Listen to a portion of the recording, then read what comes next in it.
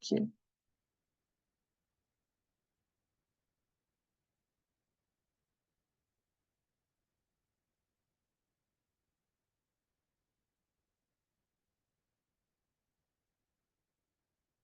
All right, I think we can start with the introductions, and then some people will still be joining, but then I think it's time we can slowly start.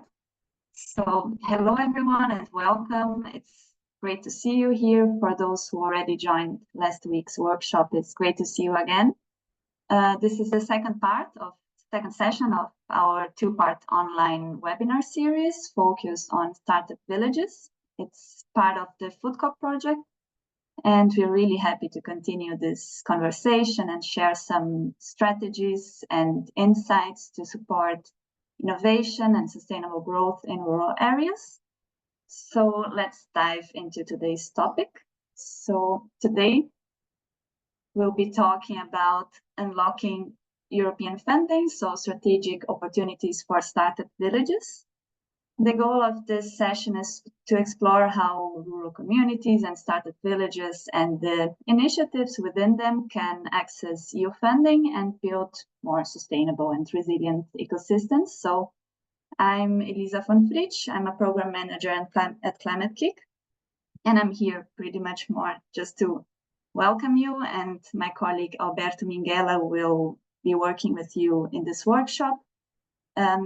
He's the head of institutional grants at Climate Kick, and he brings deep experience, a lot of expertise with EU funding mechanisms. So this workshop will be super, super interesting, and I really hope everyone enjoys it. And just before we start, I just wanted to give a quick word about FoodCoP, which is the project behind this workshop series.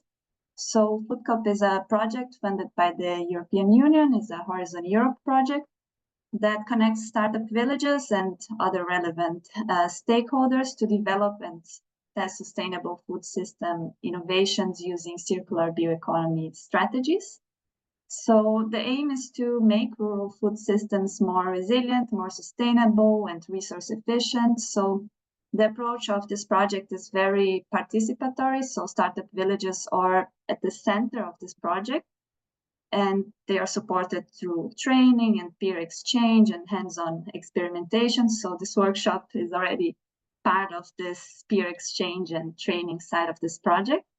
And at the core of the project is the FoodCoP platform, which is an online hub where communities, researchers, startups, and local actors can connect and exchange knowledge, also access a library that has tools and reports and best practices. So yeah, you can join the platform using this QR code. We really encourage you to sign up and take part in this community.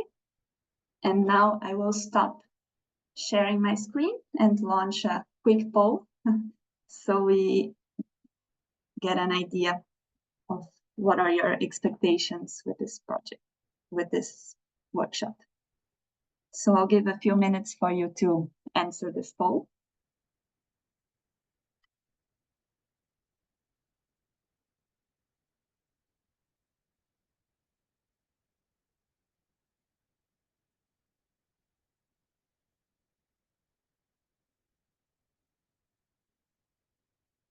Don't be shy.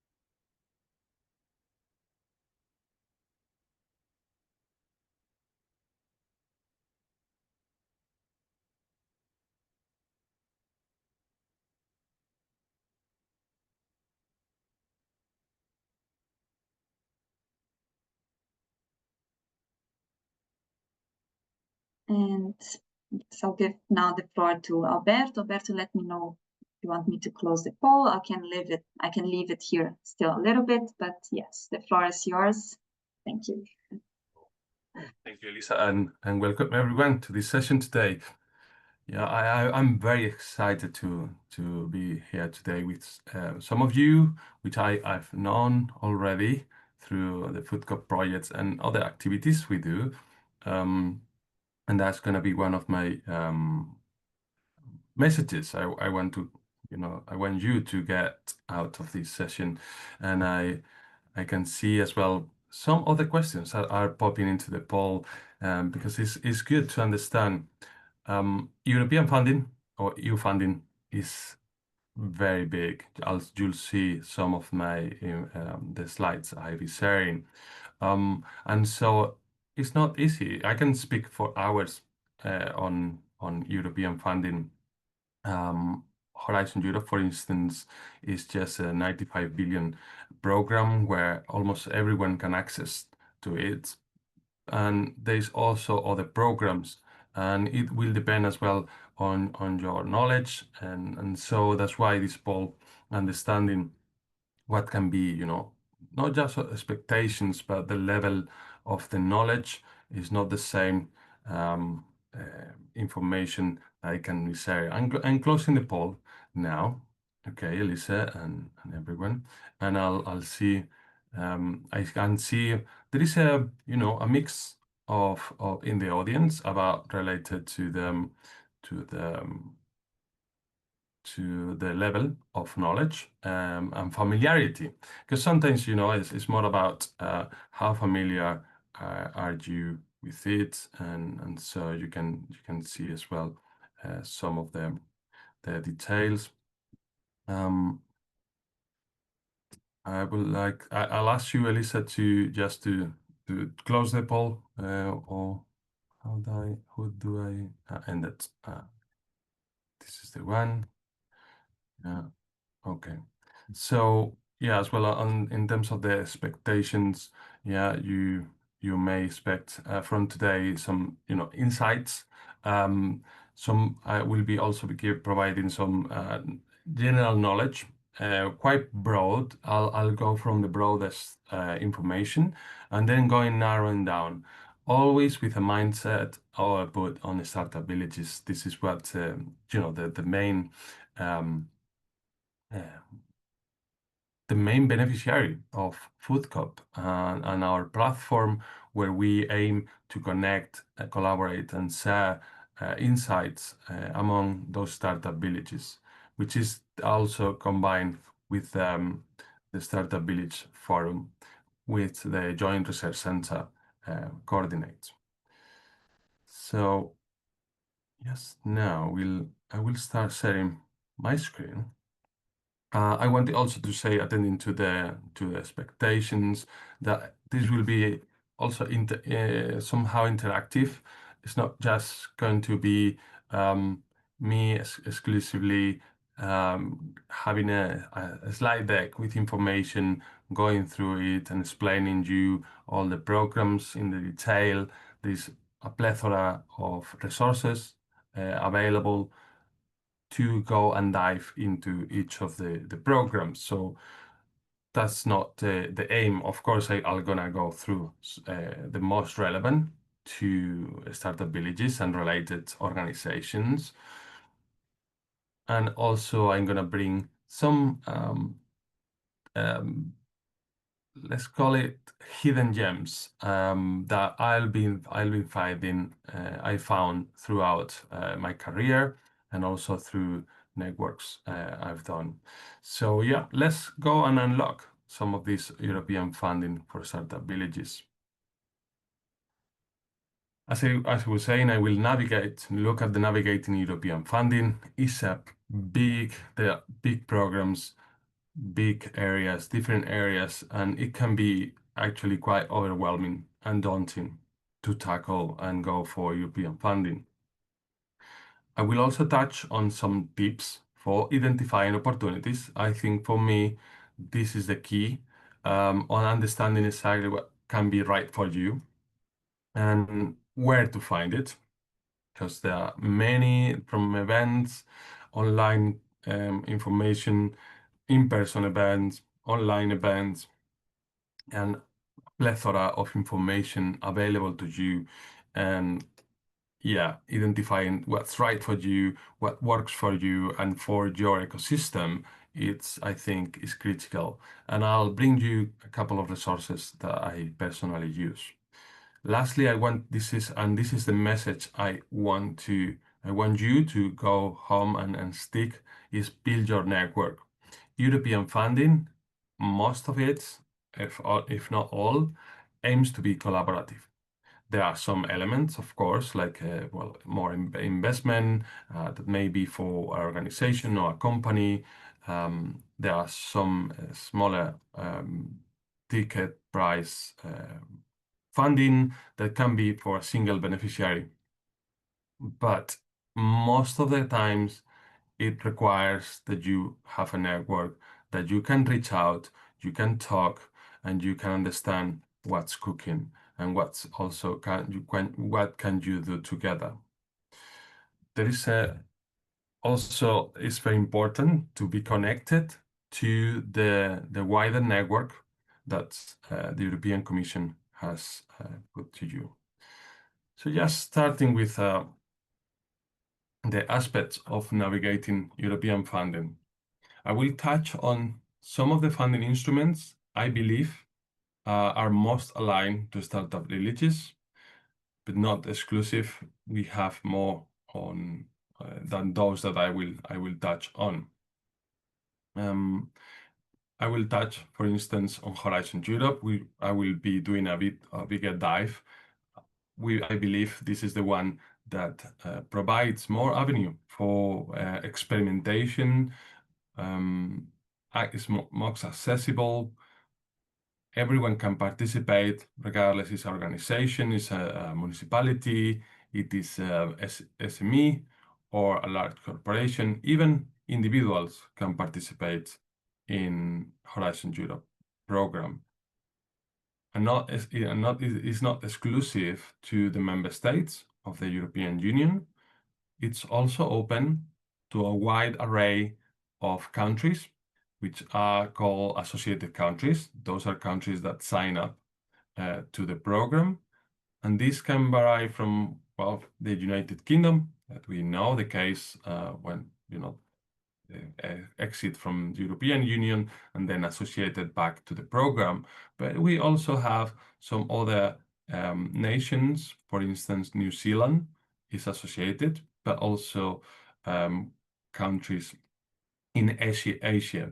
And you can also access that funding from less developed countries or regions outside of Europe and outside of the associated countries. I will touch just slightly on the European Regional Development Funds. It's my understanding from my discussions and what I see as well on the ground from startup villages and rural communities, that these ERDF funds actually are quite accessible to them. It's very targeted to these regions. Then I'll also touch on the LIFE program. The LIFE program can be seen as more of an implementation. It's moving beyond experimentation and it's to support sustainability and protection of the environment. Then we'll touch also on Interreg.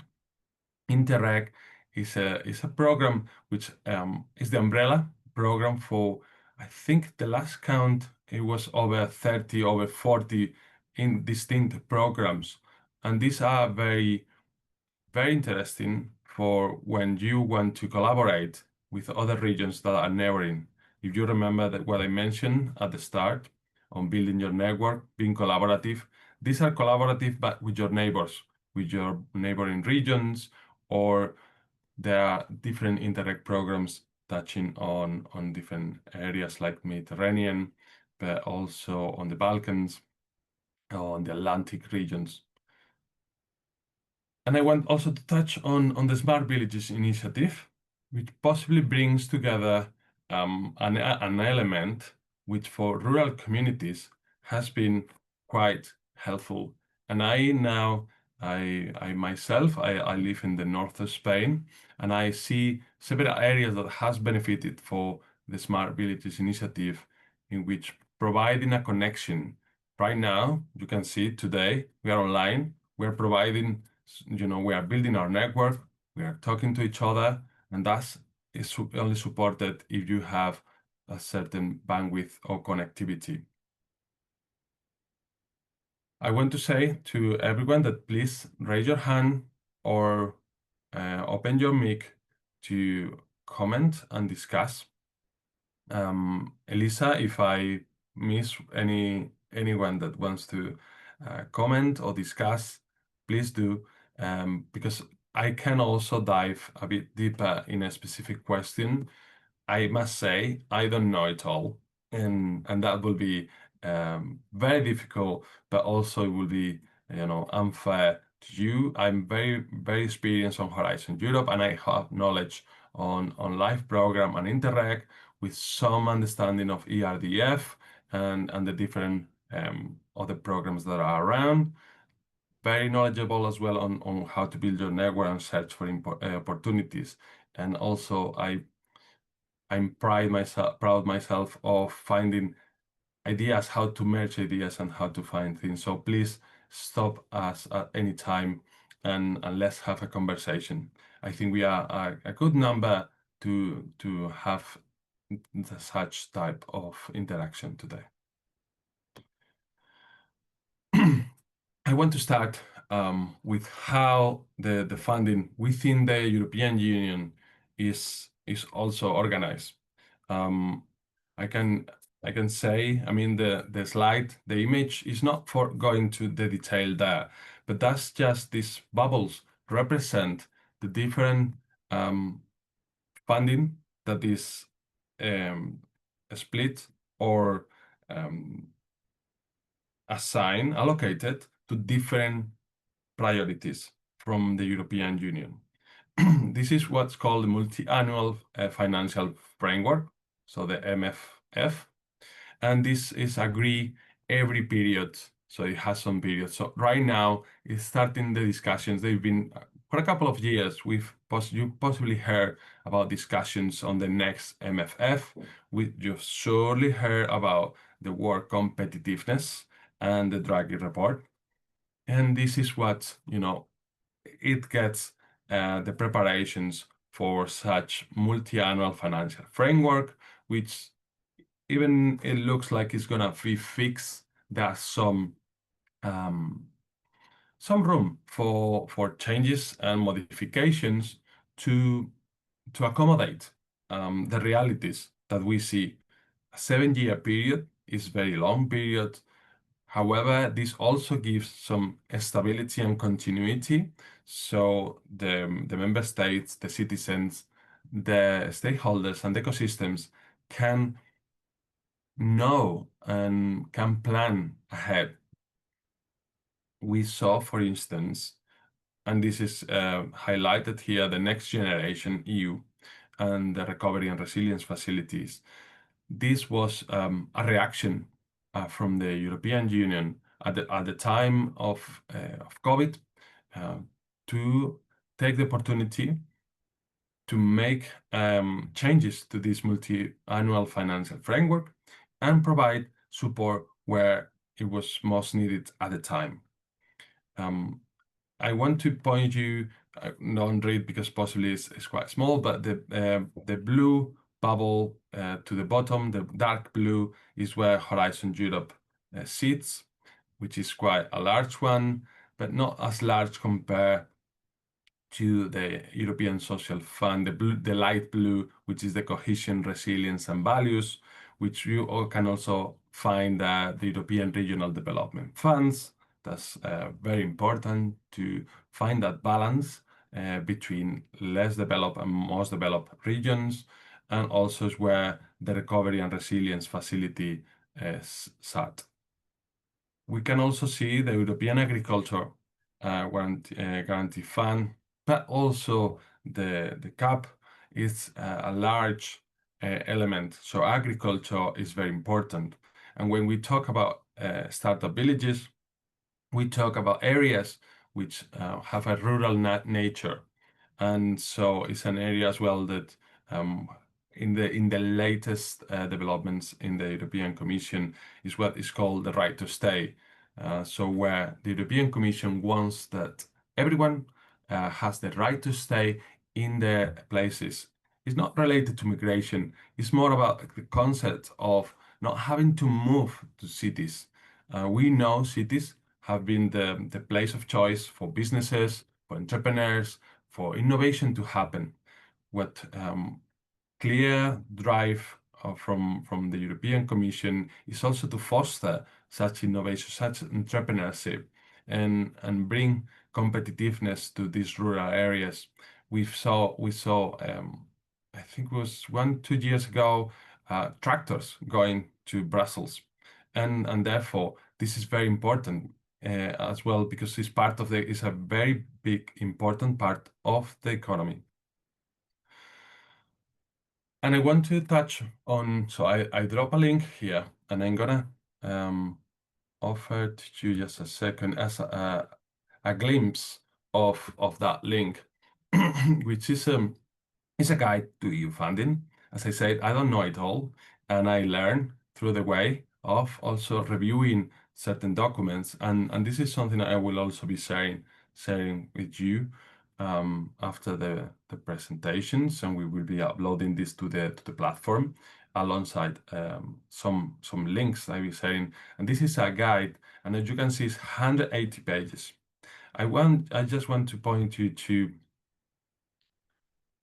the contents, and it goes into a review of a large variety of funding instruments, programs, and the like, and strategies that will allow you to get some knowledge from the basic knowledge to going more into the detail of almost every program that is in the multi-annual financial framework. So you can see here Life Program, Horizon Europe, and in some cases there is only a mention of it, a description, but it will give you the door, the gates to go. So as you can see, it is it's covering every single element, also really nice structure for you to dive into.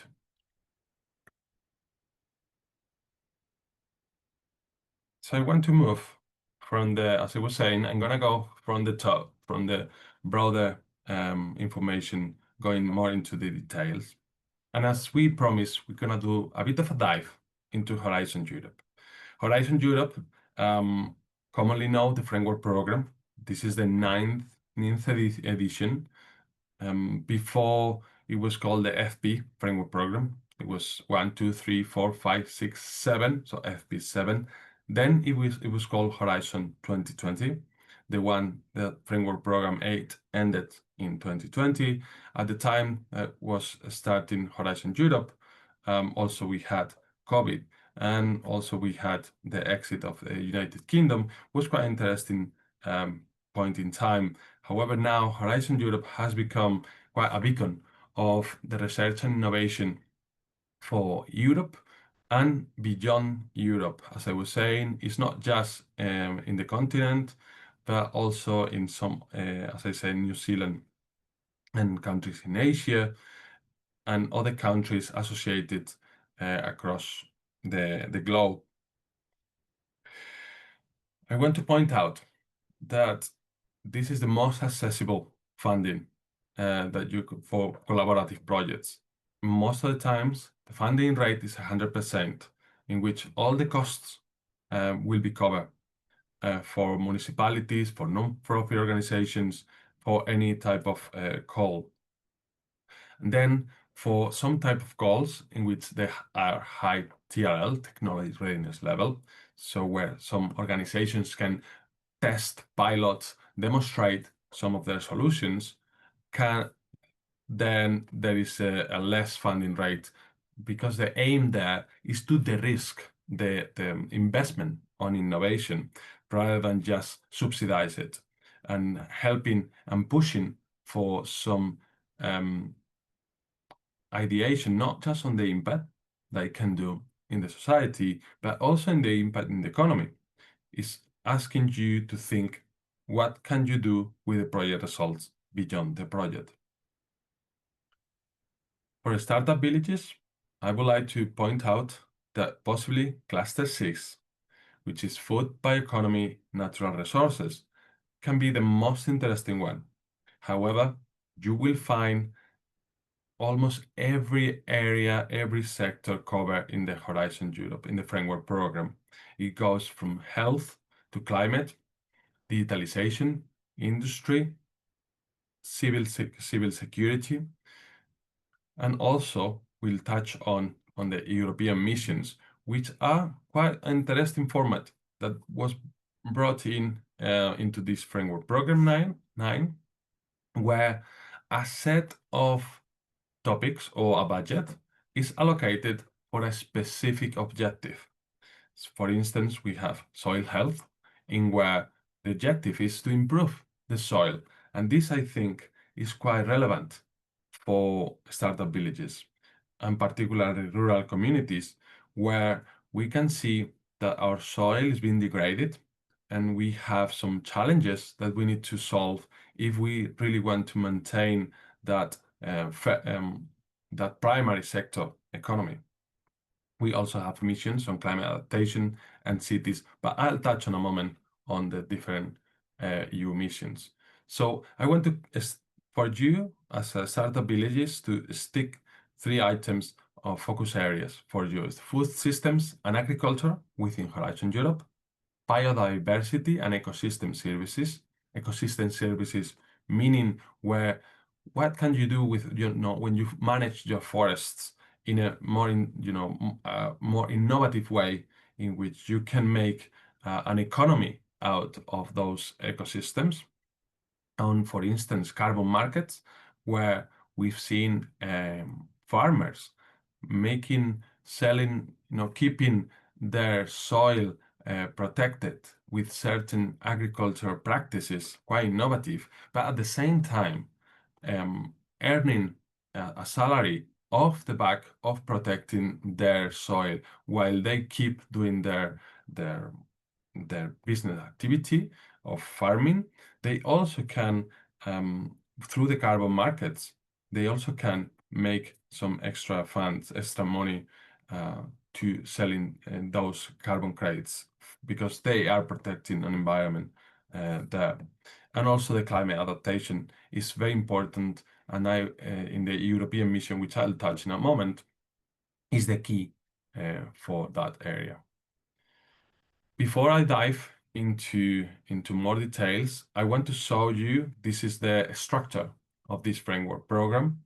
It's a quite large program with different funding. We go Pillar 1, Pillar 2, and Pillar 3, where in Pillar 1 is where the most basic research and blue sky ideas are funded through different grants to, most of the times, researchers, and also organizations like universities. I know many of the startup villages are supported by local universities or regional universities, that they do have some connections and partnerships going back to building your network. This is very important if you want to drive experimentations and drive activities that favor your community, is building such network and creating partnerships so they can, access these sort of funds to develop blue sky ideas and also bring back something to the community. Then we have Pillar 2, which addresses the global challenges and the competitiveness. Again, as recently brought in, competitiveness is quite important, and so is something that we must keep in mind. This Pillar 2 is where the clusters I mentioned, the clusters is how it is divided. The Pillar 2 is the different areas that we see the funding for research and innovation is hosted. We see from health, culture, creativity, but also heritage, democracy.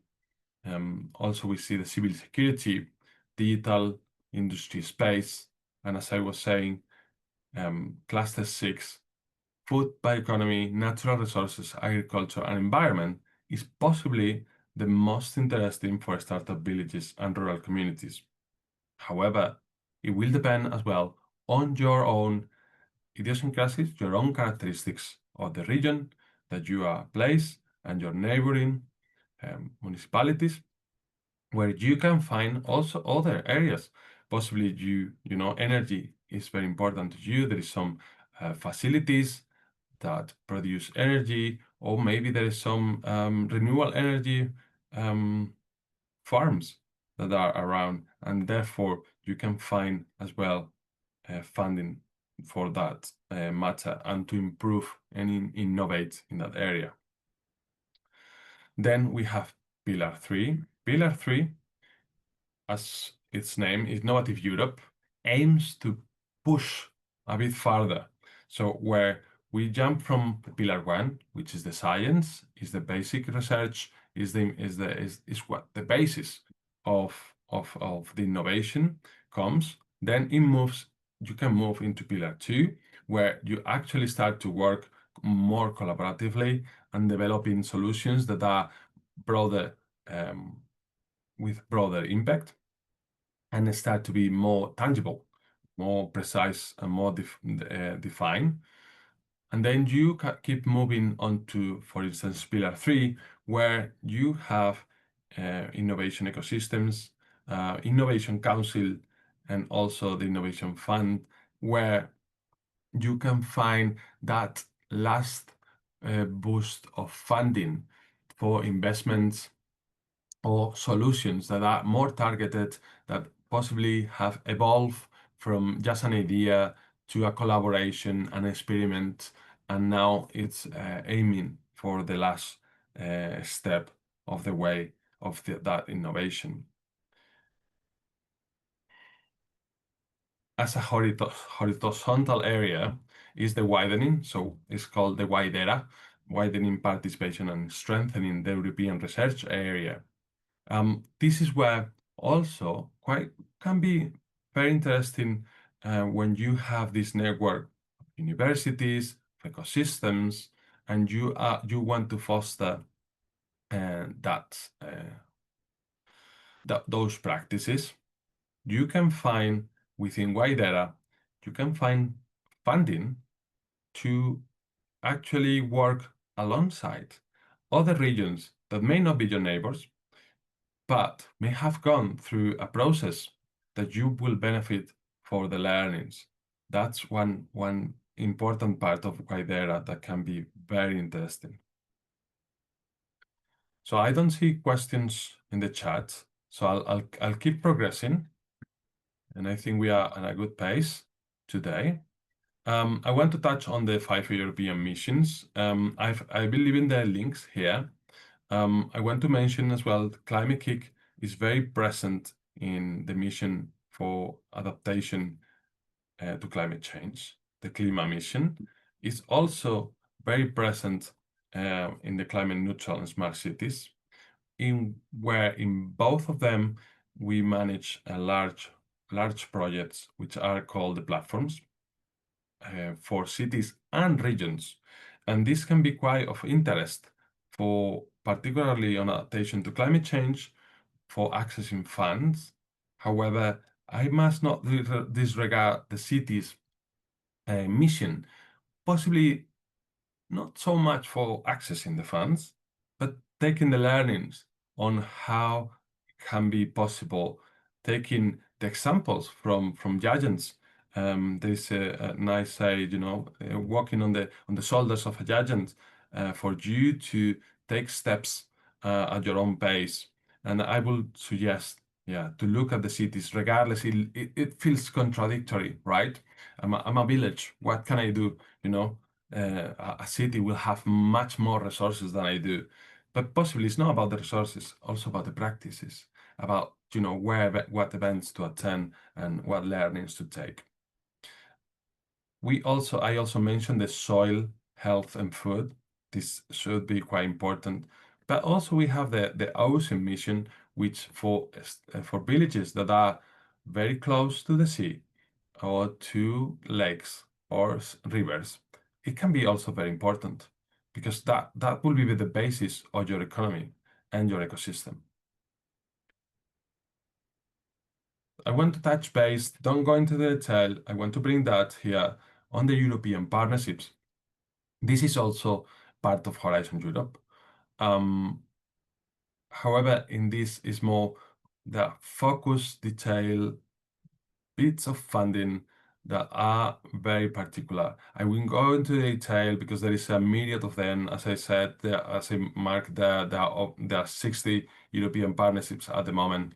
Actually, Climate Kick and the part of the EIT, we've been institutionalized partnership for some time. Knowledge innovation community just from 1st January, we are graduating from EIT. We are very happy for it, and we honor the legacy that EIT has given us. But you can see here, for instance, we have water for all, we have animal health and welfare, but also we have safe and sustainable food systems of forest and forestry for sustainable future. Many rural communities, their economies are based in the forestry systems or agriculture. And for instance, agriculture of data. That's very important now that we move into the digital era. We've moved into digital era. Understanding the use of data for agriculture can give you a competitive advantage. I'm going to move now from Horizon Europe into other types of funding that are quite different in the way they are structured and in the way that they are proposed. For instance, now touching on the European Regional Development Fund, ERDF, it focuses more on developing those regions that are less developed, but looking at more infrastructure projects. There is also innovation support. And in this case, ERDF it goes beyond whereas Horizon Europe look at the research and innovation, looking for innovative solutions to resolve problems, to address a challenge of your community. ERDF addresses other challenges, possibly more structural challenges, such as infrastructure, connectivity, digitalization. These are important elements for you to advance and to progress and to address the challenges that many of the rural communities face, such as the population, where the demography goes just into a decline. And as I was saying here, business development, digital infrastructure, and making villages smarter can be a way of making more attractive your area and your community. So going back to the right to stay, so your citizens don't need to go and seek opportunities elsewhere. They can stay where they belong or they feel they belong. And others that may have left in other times that were different now can come back because there are more opportunities. They feel comfortable and they have the same infrastructure and resources that they expected to have in cities or other regions. Here, as I said, this is to support.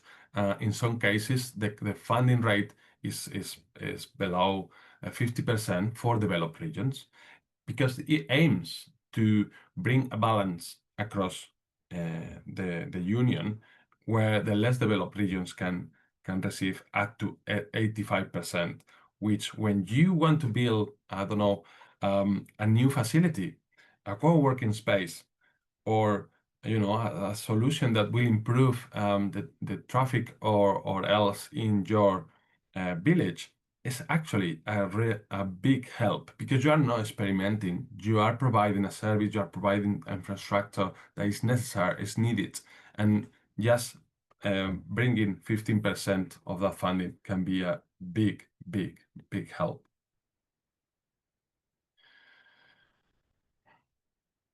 I move now into the LIFE program. The LIFE program has been there for a long time. This program has its peculiarities.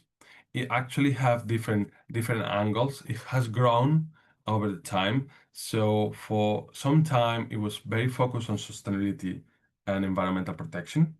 Actually, some activities or initiatives of the Agenda 2030 were funded through the LIFE program. The Natura 2020 network was also very much funded through the LIFE program.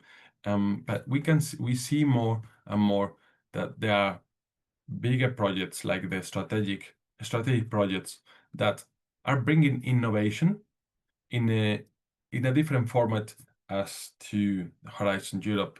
In here, it can be driven by a number of local authorities. It has different purposes as to Horizon Europe, where you were seeking, you could fund research. And here, my suggestion is always to see this LIFE program as a way of implementing innovative solutions that you may have seen, or you want to replicate from a project that you participated in Horizon Europe, or a solution that you've seen, and it's innovative in its way. However, it's not so much of an experiment. It's tested, but it has some benefits that you can see here in this sort of green innovation projects. It has some areas, different areas, from energy transition to circular economy, biodiversity. So for instance, in some rural areas close to the sea, I've seen the transformation of dune systems, where we know, that the dunes degraded because the tourism, the use of sandy beaches, and so by creating these dune systems, you are protecting the community, but also enhancing biodiversity at the same time, and bringing back some plants or species that were almost disappear. As I said, good for renewable energy, climate resilience, agriculture, and forestry, and with some funding rates ranging from 60 up to 95 in the energy transition at the moment.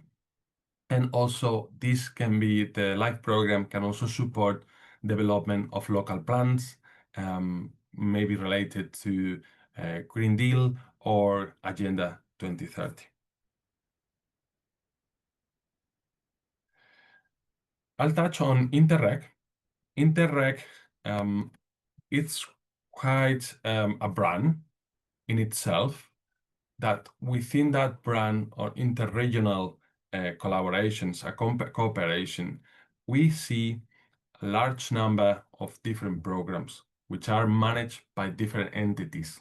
So it's a bit less simple in the way you will look at it and explore it.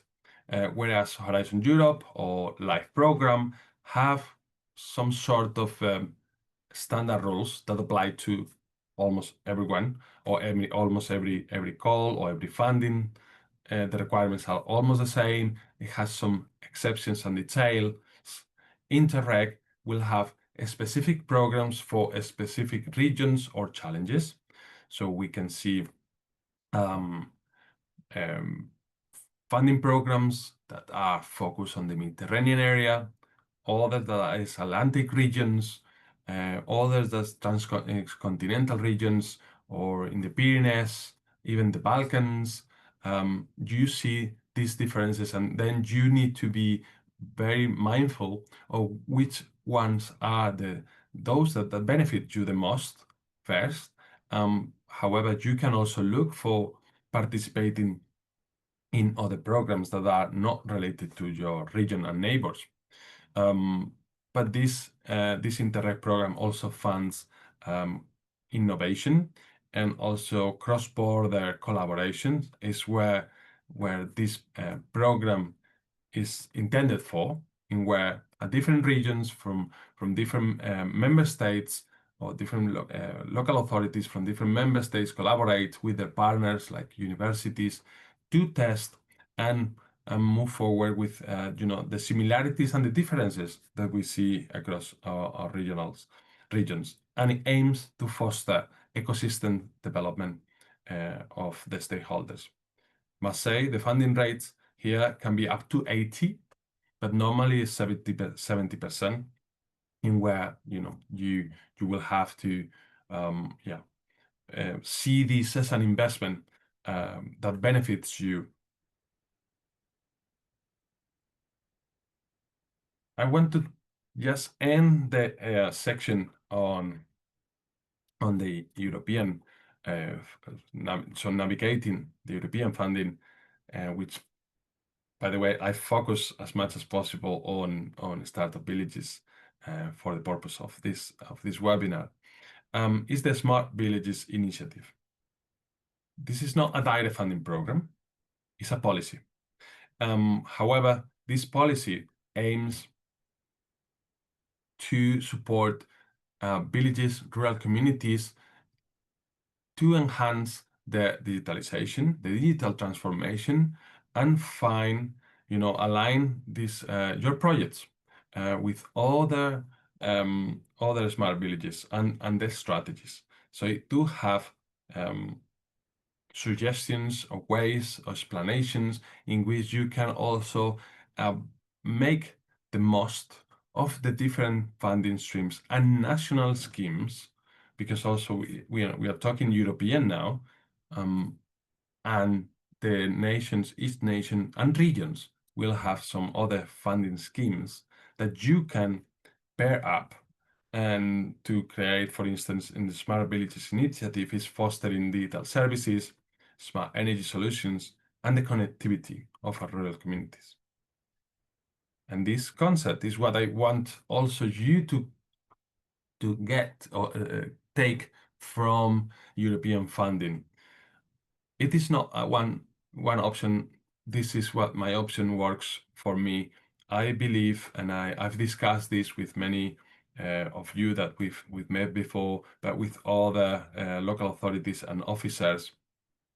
And I've seen the different cases. I can share as well a document later on the we will share links to certain documents where you will see examples of this, where you funded some innovation or research with a university, for instance, through Horizon Europe, and you build that partnership, and then moving through that funding journey, then you developed that innovation, and you found that through a project that you participated, there is some solution that you say, oh, like that solution can fit me. You act as a replicator, for instance, and then you find Life program can fund that part.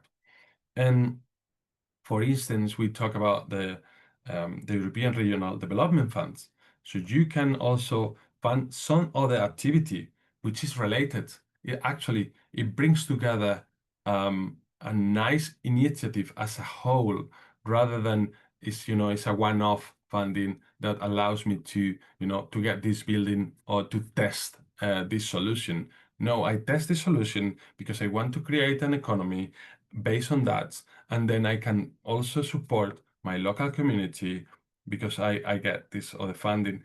And my suggestion is always go into any funding, European funding, with what's the goal, what's next. Okay, I go into this, but what's helping me? Who's serving? What's my idea? My idea going to benefit? What can I get out of it? Having a long-term vision really aid your funding journey. And in many cases, for instance, I highlight here InvestEU. There is also another mechanism called Green Assist, where the next step, you've developed you've worked with her university, develop innovation. From that innovation and early stage, then you go and develop that further into the innovation journey. And someone decided to, create a spin-off in your community. And from that spin-off, you do a test and experiment, for instance, in a high TRL Horizon Europe program, and then you find out that it works and you create a business model. Maybe you test it further somewhere else with a live program activity.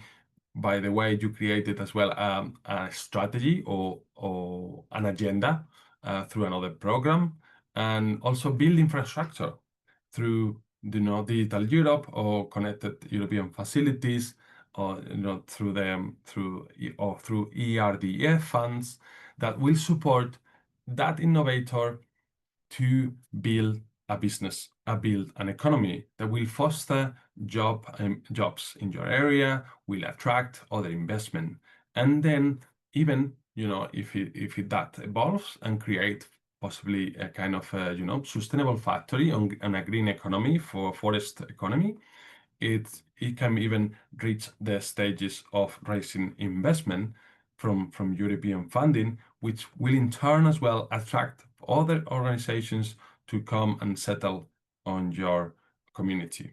Which that's what I think, or I want to also for you to understand, is this bundling of funding opportunities in the long term. So having a strategy that really can help you. I will be sharing this deck and also alongside a handout in which I wanted to offer you. This could be quite simple and basic links to find official events on your funding, which you can build your network, which you can meet others, which you can understand more about a specific funding that you are more interested on. Also, you can look for all the projects and results from EU-funded projects, whether it's a live program, Horizon Europe, you will find something in Cordis. This is a database which also the deliverables, the reports of other projects are there, stored there. So maybe you saw a funding that you didn't, you heard about it, but you didn't get, but you thought, oh, that project was very interesting. I couldn't follow it. How can I get the learnings? Cordis is your place. I will say also, to search for EU calls, the EU funding and tenders portal is the go-to place. And there also has the guidance, how to use it, how to register, how to prepare a proposal, and many other how-to guides. And very important, very good as well, because the EU funding portal, tenders portal, you can search specific keywords for calls, but also you can go and read the work programs, which is quite a lengthy PDF document, but where you can see all the topics from a specific cluster. I brought you here the links for those that I felt were more interesting. And also I give you, I drop in here the links for the live program. And I wanted to just share my screen quickly to show you how does it look? Our program, the documents. So again, quite a lengthy document, but we can also always use Control F and we can search for a keyword. And let's search within the mission for rural communities. You see, yes, it's just now searching and it actually find very quickly keywords. And for instance, here, this topic, I don't know which one is it. I'll go to the text. But it has taken me to a call, which is within the mission cities, but is referring to rural communities. And this one is AI-based solutions for urban planning and management, where it's looking for adoption of digital twins across rural and urban. So if I come back to the concept of, okay, let's look at the cities, what they're doing. The European Commission is actually looking, okay, let's see how we can pair up. We cannot see cities without, as isolated elements or items, likewise to the communities in rural areas. And so this is also been adopted by the European Commission and is done in that sense. And I want to just jump back to a presentation. I drop here the links to a section which can be a bit more, let's say I want to be more interactive here, and I'll be going for some of the search tools. So far I've given some brush strokes of different programs, different funding programs from the European Commission that can guide you through your funding journey. Even descriptions of this. However, even with all the resources and all the information, you can read through them and still be quite lost. Has happened to everyone, to me. And so I've always been searching for tools beyond the basics. Of course, the basics, do not disregard the basics. There's always big opportunities, particularly if you are new to the funding journey. It's, for me, is the first step to go. Guidance, manual, understanding, get your head around, build your network, understand what are the priorities, what are the strategies of the European Commission, why a funding program is there. There is always a strategy behind. There is always a policy behind that aims to foster certain policy area, priority from the recent the commission, and that can help you understand what are the areas where you want to go. These priorities, trust me, are quite aligned to what you want to do. Of course, we always see the European Commission as a big beast that takes time on adopt policy, implement policy, where your day-to-day in smaller communities goes much faster, in the sense of, I mean faster in the sense of, you got your stakeholders and your community is just there, it's around the corner. You can, knock on the door of someone and you will talk to the, to the innovators, you can talk to the researcher, you can talk to the farmer, you can talk to the business owner, and you can talk to the, the local officer on the municipality, just taking a walk on the local plaza. However, the European Commission also understands that, and so there are some elements that we need to understand and take into account for the funding journey. And so I said, the links I said before are very important for when you are new to funding, understanding what's happening, what are the events, joining, capturing knowledge, and understanding, what are the funding priorities. It will help you. However, when you really want to go to the nitty-gritty and you may have been already participating in projects, you even have a team or a person that has an allocation, regardless of how small, has an allocation to be scouting, or the municipality has developed a strategy, and to realize that strategy, you will require resources. Those are there. Maybe because you got your strategy, you got clarity on what you want. You don't need just to explore. and see what's happening, what's going on, where can I replicate.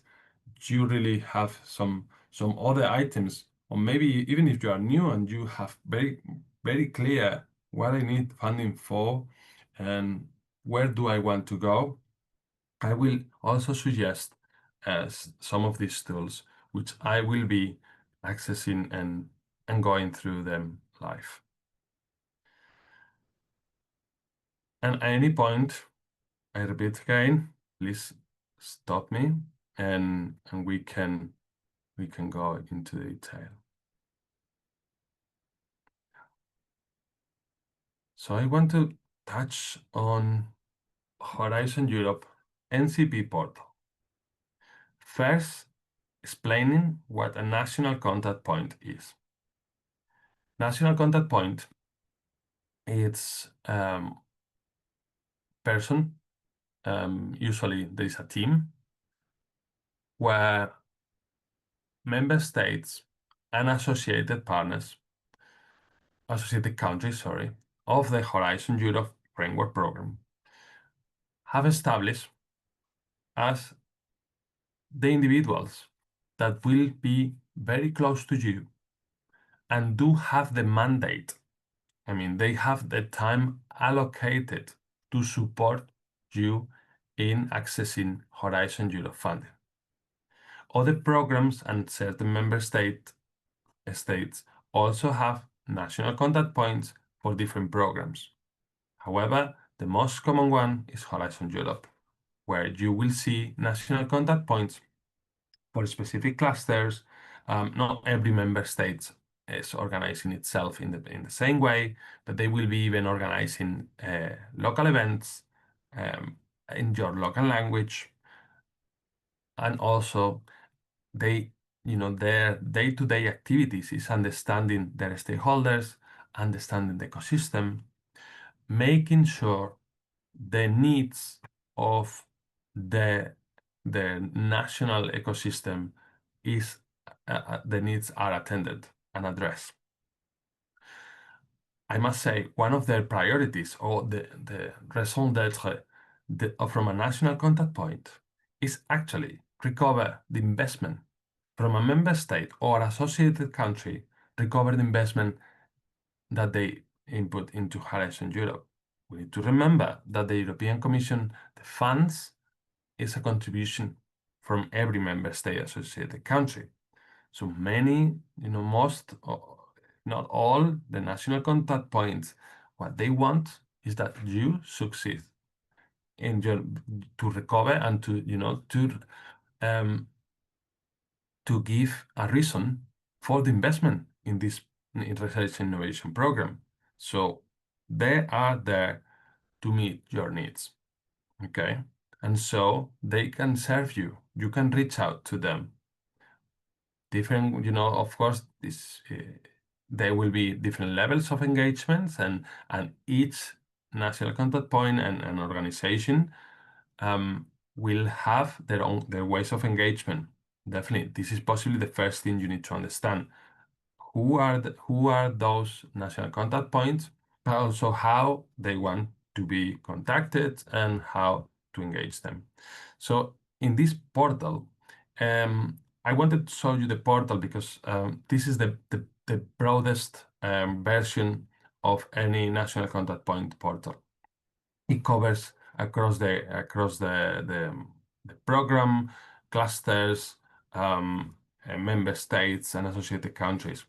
And so it will help you to navigate. Certain member states and associated countries do also have their own websites, their own portals, where they post, local events, national events. And even I know some regions across Europe even do have their own services, innovation services, to support the regional stakeholders. Okay. So I want to show you here, and this one is the portal for the tools. As I was saying, so you will even have some training activities. I'm gonna be clicking, and hopefully my connection help us today. And you can see here, lump sum funding. This is a type of funding from Horizon Europe. Training, summer school, nuclear decommission, and waste management. Of course, this is, as I said, this is the most broadest that you can find. But yeah, look, we have from Greenet. It's a cluster 5. It's from idea to the proposal, how to prepare your proposal. This can be very useful. And also you will have different recording available. And this is grant management. This is one of the most daunting parts of, you win funding from Horizon Europe, and then you need to manage it. If it's the first time, you need to learn how to report it. You need to know how to do the timesheets.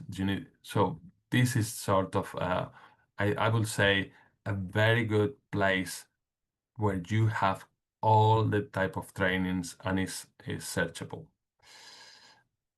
I wanted to point you here, which is I find very, very useful, is find your NCP. To me, this is like a goal. I mean, you have 735 NCPs at the moment in this list. So it's very likely that you find the person that you need to contact for a specific type of funding. They are usually organized by functions. This one looks at fusion, but if I drop down, so they are coordinators. They also are NCPs for legal and financial aspects. Also, sometimes it's split by the type of funding, but the cluster. So you can see here, you can pick almost every single one type of function, and also the country. You can select a country. You will have here, you see the different countries, the member states, but you can also ask for countries, associated countries, countries in process association, and so this can be very useful regardless where you are. I want to move to another resource. Well, here you also see the events. Touch on the tools, where you may find FAQs, frequently asked questions. You can have separate document mapping of mission hubs. For instance, these are places or locations where you can go and engage and understand. This is a canvas on the strategy. This is for cluster 6. So if in a time you need some tools, they have created these tools, and they are, it's a great variety of content. I want to touch base, on Euro access. Okay, I must say this is not Europe-wide website, but it's a finder of EU funding. Okay, you can search for regions. Okay, different regions, countries, and find for whether you are a public institution, private institution, company, etc. You can search by topic. Okay, and you can search by keywords. You will find amazing number of opportunities, and this goes beyond. That's why I said this is a bit beyond the basics. The Funding Tenders portal shows you topics, calls, open calls, forthcoming calls, and closed calls for mostly, the different programs. But here you will also see some other opportunities from different initiatives, and so you can find promoting gender equality, and so you can find different elements that will help you to access funding.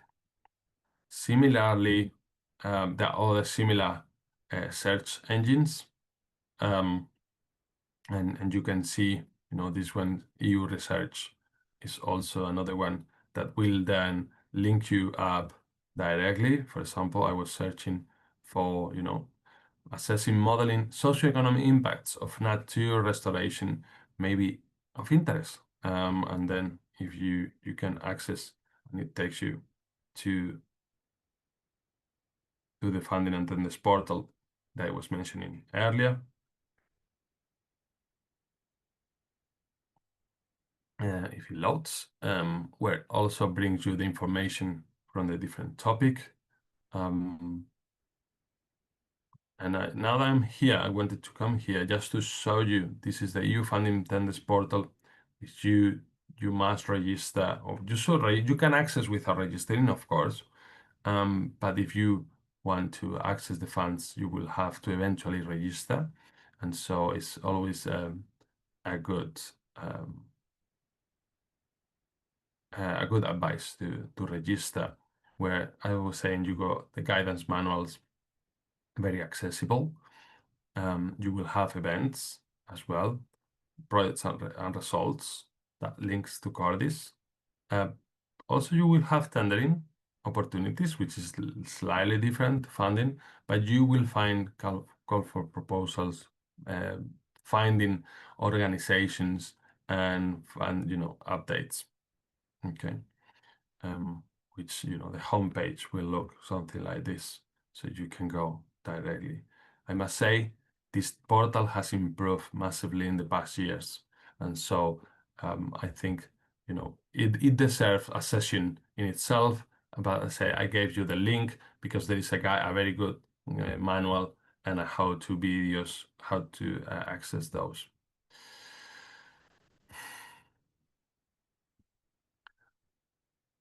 Then I want to point you to this resource, which I will be sharing. There are some organizations, and I don't want to do any promotion of any tool or else, but for instance, there are consultants. This is something we cannot hide. There are consultants that support you to work on funding proposals, manage projects, even create your own strategy for funding. Okay, I'm not promoting any. And so just wanted to tell you that their websites do have a number of resources that can be interesting for you. Of course, they will link you up to their services, and at the end, of course, they want you to engage with them. But for instance, some of them, particularly this one, has a search engine, which is a software, paid for software, but it has quite an interesting and nice looking calendar where you can see the entire variety. So we were talking on the clusters, different clusters, different missions with all the deadlines.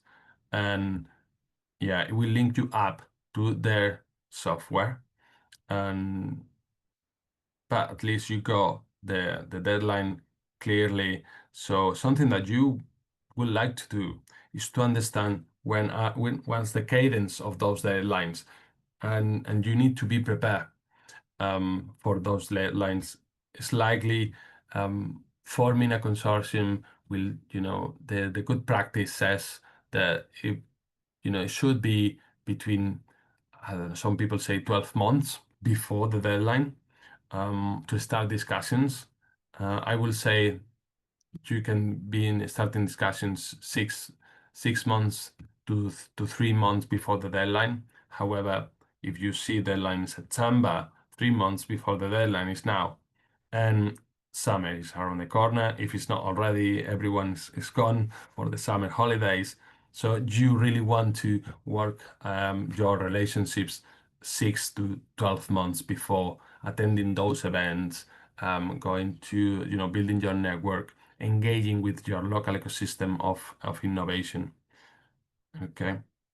We'll be sharing this, but here, for instance, it's not just Horizon Europe. Let's see if it loads. Yeah, Horizon Europe, as I said, is very large. There is a long list of calls. But you will also have the European Innovation Ecosystem, Innovation Council, wide data, and then you also can see the calls for life in some other versions.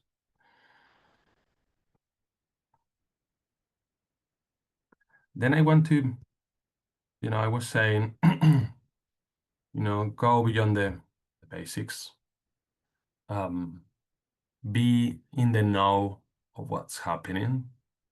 Of course, you can get very good information from any news outlet or media outlet, general media outlets that will give you some information about the European Commission. And I will suggest also to explore other websites. For instance, Science Business. It has a model of subscription, but also has a model of newsletters and notes, which is also free. And then you can explore really what the Commission, what's happening. There are many details. Oh, look, Data Corner. I didn't do this, okay? AIT Climate is the biggest beneficiary of Horizon missions. So, but you can understand Commission, look, to publish all draft Horizon Europe work programs. So this is something that you are likely to know from the norm, the usual media outlets. And you can understand here some insights that will help you, on your funding journey. Will even give you some small talk for building your network and feel confident also when you driving your organization through this business journey. And I'm sorry, I'm curious. I want to see. Okay. Yeah. Yeah, look. Okay. Sorry. I was surprised. So you see, so every day you see something that surprise you. And I want to point you to one part, and I've shared this link because this is quite interesting. We talk about transparency in the European Commission. Of course, sometimes the process needs to be transparent to an extent, because otherwise there is, can be from nepotism to favoritism, and so national contact points, representatives of the states that work or define Horizon Europe, it follow a strict process. Of course, we know that bureaucracy is there to protect certain rights, but at the same time, we know that there are always leaks on documents, and so this precise site of the web page of the website brings you what they call the Horizon papers.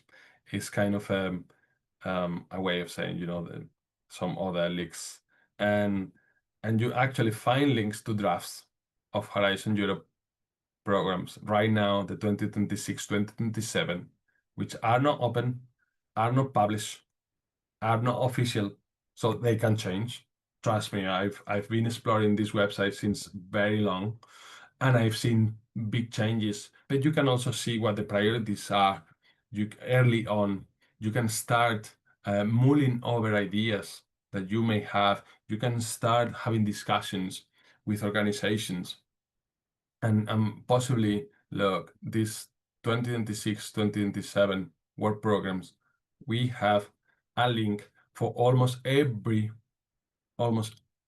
cluster, every area in the Horizon Europe, and you have even the different updates for the different changes, because it goes through a very a process, and I think this Science Business actually what does is saying, look, it's unfair that some people get access to these drafts and some other people does not. And so I want to bring you this one. For me, this is a real gem, because it's not always found. It's not as easy to find drafts. Sometimes, someone share with you a draft because they found it or they have access to it. And actually, it foster well, the competition, the collaboration, the competition at the same time, but also enables you to understand where things are going for the future. So 2026, 2027 work programs are not even agreed, and you can see some details here. For instance, the current program is 2025. We see deadlines for 2025 September, November, and I think January, February there will be some. It's not the usual cadence.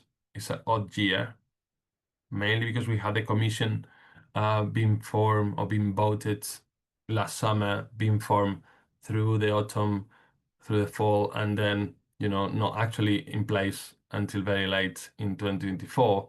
And so the commission wanted to have a final say on that. And so we saw the 2025 work program being a single year program, all being brought together into September and November, which is quite unusual.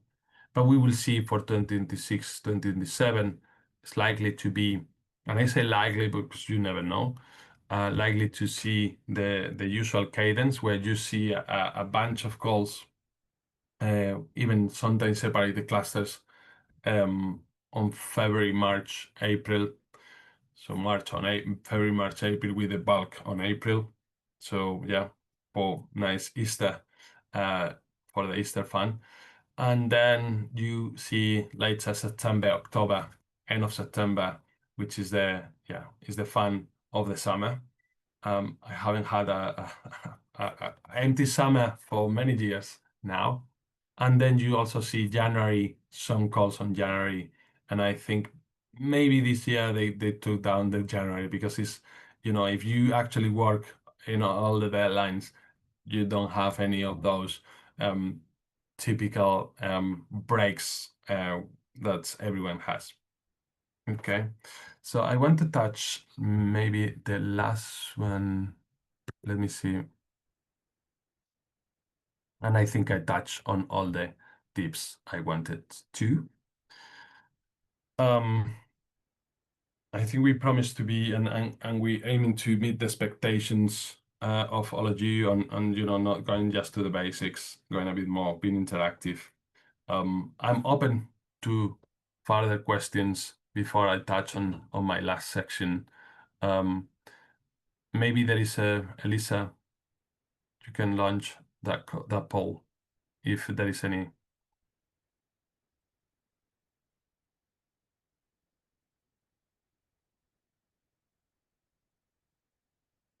Because what I also want to know, I mean, have any of you worked on proposals? I guess so.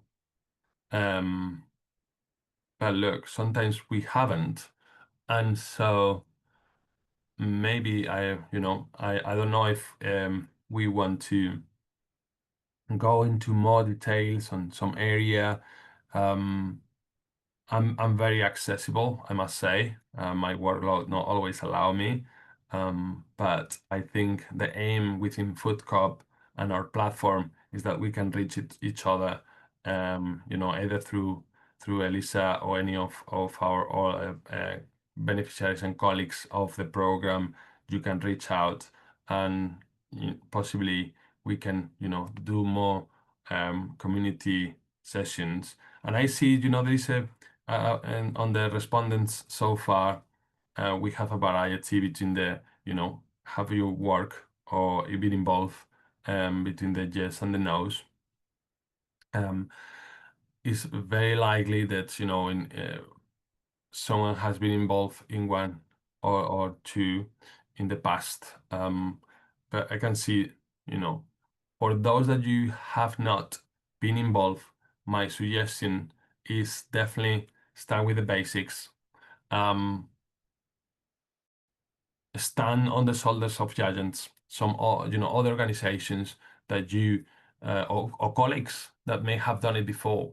But trying to get the most use of those resources I've shared today, and I will share in a handout more summarized, where you can start from the very basics. Very basics, not need to do a long training or a course, understanding the basics, attending an event or two that will help you get your head around this. Asking colleagues, definitely asking colleagues, that's a good one. And I encourage you to go to an in-person event, possibly a brokerage event. Brokerage events are organized mostly by national contact points. These are sessions that are very much focused once. So let me explain. So once something is published, these work programs with all the topics,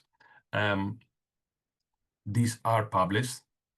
You will have an info day, very official info day from Brussels. This is not the NCPs, it's from Brussels, from the agency that manages that cluster, and that will be sometimes a bit dull, but lately they've improved a lot. Usually, since COVID, most of them online, and you will have the opportunity on Slido to ask questions. No, it's very open and transparent. However, from the info day, then all the NCPs and the different networks of NCPs, and I'm sharing the Horizon Europe NCP portal, do organize events, which now is coming back to the in-person events in Brussels, where you go. It's true. It's a small investment, and it will help you. It will help you figure out whether it's interesting for you, doing questions about the program, doing questions about, is this of interest to my organization? We want to do this and that. This is our ideas. We don't know where to start, but we have interest here, here, here. Another role of national contact points is to even find your partner, find your organizations. You say, I got interest in this opportunity from Cluster 6 that goes around rural communities or about ecosystem services. As specific you are with them, they can even find for you a consortium to join. They can discuss and ask other NCPs. They do have their own networks and their own part in that portal where they can showcase your capabilities. My suggestion for those that are new and also those that have done it before but maybe not done it already is to generate kind of a one-pager of your organization or 2 pages, whatever the size, in which you describe your organization. Of course, you will have your description, your general description that you all have, but maybe going a step further, thinking about what the value that you can bring to that specific topic. What can be your activity? What are the facilities, the resources, and the ecosystem, the community that you can bring to that topic? Say, for instance, that there is a project on, let's say, okay, digitalization and improvement on, the traceability of the food system. And you say, okay, so my municipality, I do have this crop, we are famous, we are famous for this crop. We're famous for this craft. We're famous, everyone knows us for our this activity. And, this is something we're proud of, and we are willing to innovate on that. Of course, you build your ecosystem. You say, we got like this area, this piece of land, maybe it's owned by the municipality, a piece of land that you say, well, yeah. So maybe there is also a farmer that is quite interesting, quite willing, is kind of a proactive fellow, and so yeah, these guys are willing to test some of your your solution, and we're willing to test solutions to improve efficiencies on the harvesting of this crop. And also we are willing to do this and that, and we have a strategy, or we are just willing partner to participate and demonstrate your solution in our region. Maybe you can add some description of the region, peculiarities, climate types, and so on. And then you can use that one pager, kind of a brochure or collateral material that you take with you to that brokerage event. And then you have talking points. And because you go there with some targets, because you've identified, you understood your strategy, you understood what you want to do, but also understood your ecosystem, understood what are the funding that you want to access, and the bigger picture, really you are a great partner to have in a project. And I think it doesn't take, I know we feel all very busy, but with the different tools we have at hand, this will not be such a difficult task to do. You can take it from, most of the communities and or villages or regions will have their tourism brochures explaining, welcome to the city, we do this and that, and we have this to visit. You can take a set of text from there and give it your own flavor, and that will be the, your talking points to break the ice, and you are likely to find someone. As a first timer, of course, you need to build your network, and you may not be successful first round. And as soon as you keep building that knowledge, that network, you find yourself getting into better and stronger consortia. Also, once you won an award, you already, through the project delivery, you build that network. You learn from other regions. You find differences and similarities that you can exploit. And of course, within those programs that you may be working on, you find or you see others that have done for that journey before you. And you possibly find out, oh, these guys use ERDF to do that, and we've done that as well. Can we pair it with some other funding? How did you can ask the conversation, how did you do it? Was it easy? Many organizations are even willing to share their recipes for success. It's very likely that they are willing, and even national contact points can really keep, use the national contact points. They are,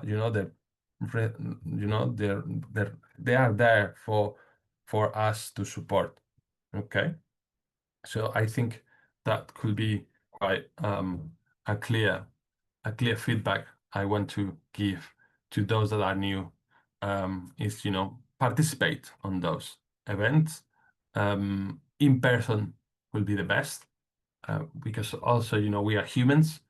Being behind the screen and being at home can be useful, very nice for work-life balance.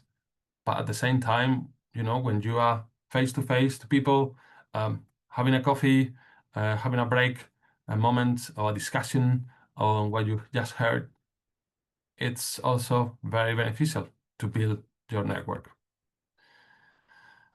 And I want to get to our last tranche of the webinar with my message for today, which is build your network. This is very important. And I see a question. Okay. No, thank you, Joel. I think we've seen each other before. Glad to see you today here. So yeah, build your network. This is my message. Definitely, building your network will help you. In some cases, it's just a matter of engaging, connecting, be part of activities. I know not everyone will have the same drive to be very present and fill a room. And this is, it's not a bad thing. And it will help you, these things I was mentioning earlier, it will help you to find your space and be more comfortable when you cannot find that comfort on your own. And I want to point you to the FoodCoP platform. Lisa shared at the beginning the link. We will be sharing the link again. And this is where we place the resources from the project. And I know summer is around the corner, maybe a quiet time for everyone, and maybe it's the opportunity to develop this one pager for you and your organization or your department. Maybe a good time to read and go for those trainings online, or watch a recording from a past brokerage event to understand what it is, if I haven't been on one of them. Or even, if you are more advanced in your funding journey, learn a bit more about the impact section, which is always quite a challenge for everyone, particularly for those that focus on the excellence, on the research. It's difficult to think beyond your activities. So it's a good opportunity for that. And I want to mention a couple of events where FoodCoP will be present in one way or another, where startup villages and the regions they are within are key and are the main, at the center of attention, at the center of the discussions. This is the European Week of Regions and Cities. This is happening in October, 13th to 15th of October. It feels like it's far away in time from today. Still, it is a European event organized in Brussels, and therefore you may need to do planning ahead of time. The Commission do plan ahead of time, and so I encourage you to access their website and see, the activities that are there. The registrations, I think, will open mid-July to register and to review all the sessions. It's a 3 days where you have a large number of workshops, discussions, policy debates, interactive sessions, tech talk style presentations. And this is coming from regions and cities across Europe, where different organizations has partnered and they've proposed sessions. The selection was done recently, and the submissions were April, May time. And I want to say that Climate Kick, on behalf of FoodCoP, alongside FoodCoP and our sister project Drive with GRC, we propose a session and has been selected. We also partnering with another set of organizations which are delivering a project in Germany called Circular Regions, which is focusing on how the circular economy can be an element for transformation on rural regions in Germany and beyond that. And also we are partnering up with a Joint Research Center, which is the coordinator of the Startup Village Forum initiative. as well as the Systems Transformation Hub, which looks at policy, influencing policy in Brussels, but taking the learnings from on-the-ground work. And we submitted a session which looks at boosting, so this is our title, boosting regional competitiveness through entrepreneurship, innovation, and circularity. I'm going to be dropping a link here because we've been offered as coordinator of the sessions, we've been offered a pre-registration for those that we feel we want to have in the room. And so we want to share this link with you to pre-register. The session will be on the 14th of October in the evening, I think it's 5 p.m. for 1 hour. Will be a workshop style. We want to make it very interactive. We'll have what we call impulse talks, in which each of the GRC Systems Transformation Hub and the Circular Regions project will talk for very brief 5 minutes to spark the discussion around systems transformation, innovation, entrepreneurship, and the circular economy, and to have a live discussion, interactive discussion. And we want you that this is going to be in person. It's going to be in Brussels, in the Square Conference Center. We need to pre-register and register. Pre-registration, we offered you directly today. We need badges for you to attend. This cannot be, today I woke up and I go. It's a Brussels building, and they need to do quite a substantial number of checks. Actually, registration ends on the 30th of September, so quite time before. And so we want to welcome you there, an in-person event to discuss these topics. And there are more sessions in those 3 days, and possibly it's a big opportunity for you to build your network. We had another comment, Elisa. Okay, thank you. Yeah, please fill our feedback form. We'll be sharing as well as a follow-up to this one with the handouts. And I want to finish just, and this is not official. I think we may need even cut the recording, but in any case, I want to bring that because through FoodCoP, we collaborate with the Joint Research Center. The Joint Research Center is I call it the research arm or the analysis arm of the European Commission to actually see, quite independent, very independent, to see what's happening on the ground. And they do have the European Startup Village Forum initiative, which actually is mapping all the startup villages across Europe. And you're encouraged to sign up for that mapping, and GRC will support you on understanding, what your level is. And it's part as well of FoodCoP. We want to foster this community and bring you to the state of being featuring on such map.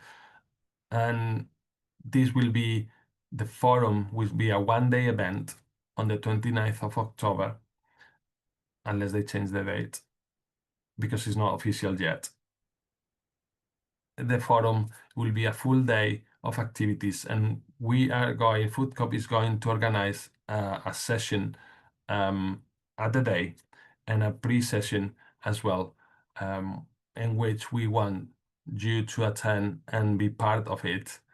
We think it's a great opportunity to come together, see to the last year how things have panned out, and look forward to what we can do to build, stronger community and stronger rural communities and startup villages that goes beyond the length of this project. And I think with this invitation, I reach the end. So I want to thank you for bearing with me for almost 2 hours. And I hope you enjoy. I don't know is there anything else or any comments, Elisa, that you want to make? Yeah, no, First of all, thank you so much, Alberto. This workshop was super, super interesting, very insightful. So I think we all learned a lot. And also thank you for everyone who joined. And if anyone still has any questions or comments, feel free to just open your mic and speak. And otherwise, thank you and have a nice day. Yeah, thank you, Elisa, for managing so nicely. And yeah, and then we look forward to see you in person, seeing each other also with those we know from the project to be in person. And our next meeting will be fantastic, and we'll be in contact. Okay. So have a good day. Thank you. Thank you.